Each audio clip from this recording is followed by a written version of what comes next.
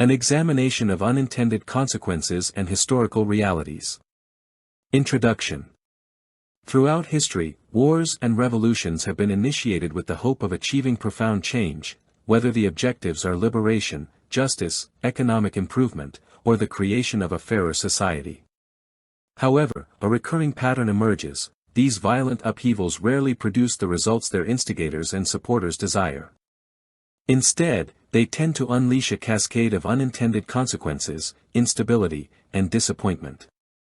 They may even create the conditions that make further conflict inevitable, as happened after World War I and many of the other European conflicts. This document explores the reasons why wars and revolutions frequently fail to deliver their promised outcomes, drawing upon historical examples, political theory, and the realities of human nature. 1. The complexity of societal change. Societies are intricate systems composed of political, economic, cultural, and social institutions.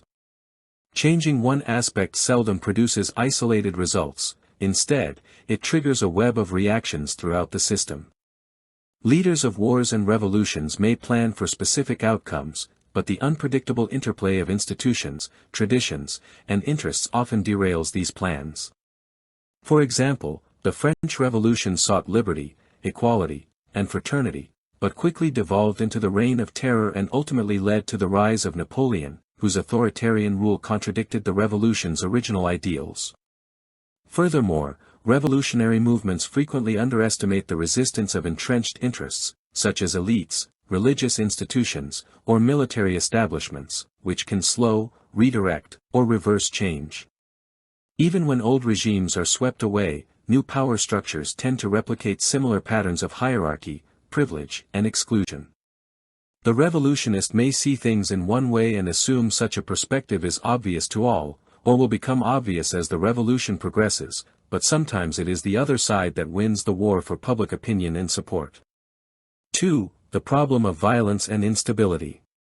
Violence is a central feature of both wars and revolutions. While often justified as necessary for change, violence breeds instability, fear, and cycles of retaliation. The breakdown of law and order during conflict can lead to widespread suffering, displacement, and destruction of infrastructure. These conditions rarely foster the constructive environment needed to build new institutions or heal societal divisions. For instance, the Russian Revolution of 1917 toppled the autocratic Tsarist regime but also plunged the country into civil war, famine, and terror. The ensuing chaos enabled the rise of authoritarian rule under the Bolsheviks, resulting in decades of repression, purges, and the loss of millions of lives. Instead of delivering the promised workers' paradise, the revolution led to a new form of dictatorship. It is difficult to overthrow a dictatorship. However, the difficulty means that the only way it can be overcome is by means of an even worse tyranny. In short, as hard as it is to overthrow a government, it is harder still to ensure the replacement is not worse than what came before. 3. The role of idealism versus reality. Wars and revolutions are often driven by lofty ideals: freedom, equality, justice, or national self-determination. However, the realities of governance and human behavior frequently undermine these aspirations.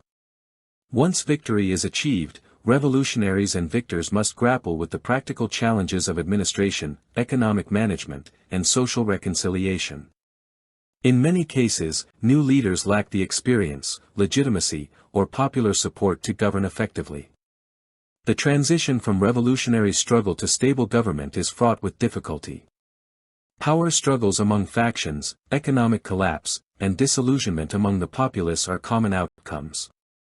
The Iranian Revolution of 1979, for example, replaced a corrupt monarchy with a theocratic regime that soon imposed its own forms of repression and intolerance, disappointing many of its original supporters.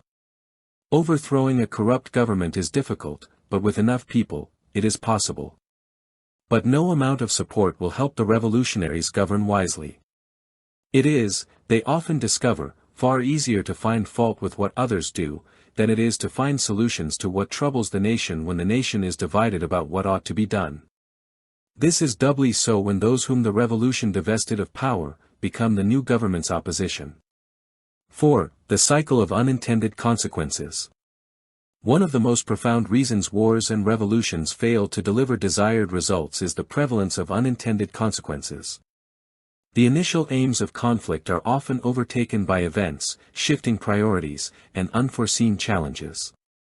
The American Civil War, for instance, was fought primarily to preserve the Union but resulted in the abolition of slavery, a consequence not universally desired at the outset.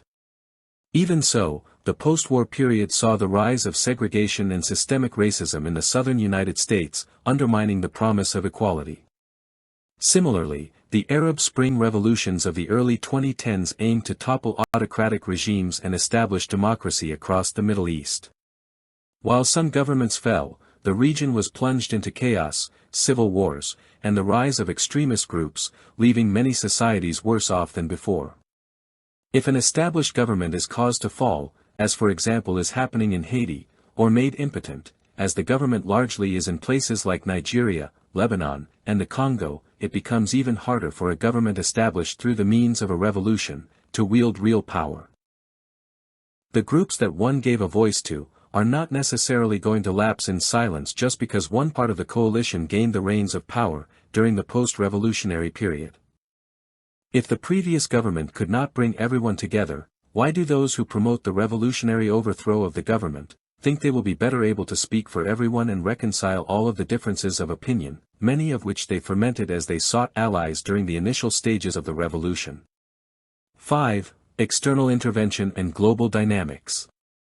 Wars and revolutions rarely occur in isolation. Foreign powers often intervene for strategic, ideological, or economic reasons, complicating internal dynamics and distorting the outcomes. External support may bolster one side temporarily, but can also breed dependency, resentment, or new conflicts. For example, the Vietnam War began as a struggle for national independence but was transformed by Cold War rivalries into a protracted conflict involving the United States, the Soviet Union, and China. The result was immense suffering, environmental devastation, and a divided legacy that persisted long after the war ended. 6. The persistence of old patterns. Even when wars and revolutions succeed in overthrowing existing regimes, the underlying social, economic, and cultural patterns often persist. The promise of a new society is undermined by the resilience of old habits, prejudices, and structures. In post-colonial Africa, for instance, independence movements succeeded in ending foreign rule, but many new governments struggled with corruption, ethnic division, and authoritarianism, mirroring aspects of colonial administration. This persistence highlights the difficulty of transforming societies at a fundamental level. Deep-rooted issues such as poverty, inequality, and mistrust cannot be solved overnight, and the expectation that violence or upheaval will lead to rapid improvement is often misplaced. Conclusion. Wars and revolutions are dramatic instruments of change, frequently born of desperation, hope, and the desire for a better future. Yet history repeatedly demonstrates that their outcomes rarely match the aspirations of their originators. The complexity of societal change, the corrosive effects of violence, the gap between idealism and reality, the prevalence of unintended consequences, the meddling of external powers, and the persistence of old patterns all conspire to thwart the desired results. This does not mean that wars and revolutions never produce positive change. Sometimes, they do. But the risks, costs, and disappointments are enormous, and the path to true progress is more often found in gradual reform, dialogue, and the hard work of building consensus. Understanding the limits of violent upheaval is essential for anyone seeking meaningful, lasting transformation in society. The question we need to ask, is the process beneficial? Why do we resort to war and violence in general, to reconcile differences? We had the assignation of Charlie Kirk recently and the attempted assassination of Donald Trump. These men thought violence was a solution. Were these men in positions of authority or men like them? Would they not also see war or revolution as a valid way to settle what seemed to be irreconcilable differences? Perhaps it is not war and revolution that needs to be looked at, but the mentality that views violence as a solution, rather than the perpetuation of a problem. Because whatever leads to war and revolution, is the problem. The war, the revolution, the death and destruction, these are the symptoms. If there was not a problem, war and revolution would not be needed to fix the problem. Indeed, it is reasonable to suppose that if there was a way to fix the problem, war and revolution would not be resorted to. Even if we acknowledge the existence of power-hungry dictators and fascist tyrants, they have no motivate their people to war, through invoking a list of grievances. That no ruler can simply go to war is proven by the fact that prior to any war is a period of propagandizing in which the grievances of the people are set out, to which only war or revolution will resolve. However, regardless of the grievance, war and revolution does not solve the issue. For war and revolution and violence in general to solve problems, the problem would always have to be the other person. The solution would always consist in political domination. But then if this proposition was valid, making laws would solve crime. A draconian jurisprudence would eliminate lawlessness, but often the opposite happens. To start with, the law does not have to be just. The law can and often does, make things worse. Stricter laws do not do much more than give more power to the state. This is rarely a good thing, and it is a terrible thing if the state is tyrannical. More law and stricter enforcement are what often precedes revolution. War and revolution and crime does not create a state of justice, though this is often what they purport to do. Acts of violence does not create a state of unity because order has been restored. The justification for violence may be restorative justice, but violence does not truly return the combatants to a state of harmony, a condition in which all hate and anger and negativity has been resolved. Any peace that exists after an act of violence has been perpetuated, is due to fear, not love. Yet so many think the situation they are in will be rectified by war, revolution, or acts of violence. History is not on their side.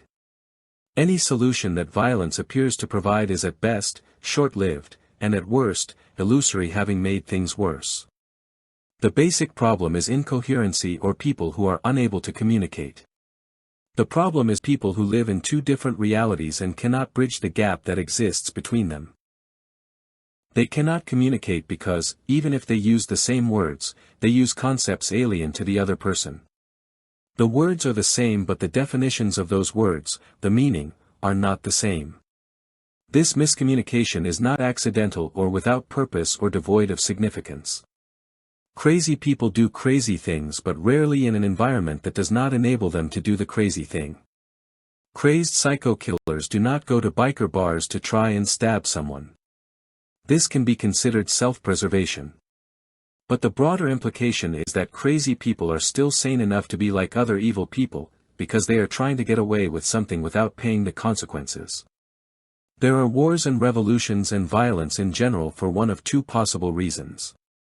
The first is that someone wants something someone else has that they do not wish to pay for, or cannot afford, or is not for sale, and so they decide to use violence or subterfuge to get it. Or there is someone trying to take what belongs to you using violence or subterfuge and you are determined they will not get it. Violence is due to a person who is attacked, defending their claim against an aggressor.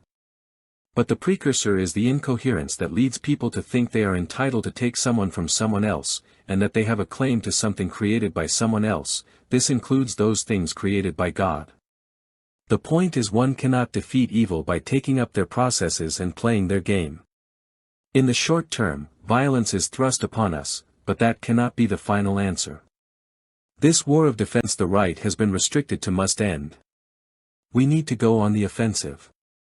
That strangely means stop relying on violence to affect our ends. That is the path of the left. Conservatives need to create a system that prevents claims being prosecuted against those who create the wealth. This means a total end to welfare and all government subsidies, including the subsidization of the government itself. All taxation is backed up by the reality or threat of violence. Christians need to come together in small groups that respect ownership and the value of work. We need to honor work and ensure we are all paid for the work we do. We need a new way of organizing work based on a new unit of account that does not create debt or inflation. All of this can be done because it is all biblical. We only need to start to look at church as a culture, not as a product of the state. We need not only a separation of church and state, but a separation of the church and this entire system of things. Only when we are out of this system, can we leave behind the violence that is a direct result of the way those in it think.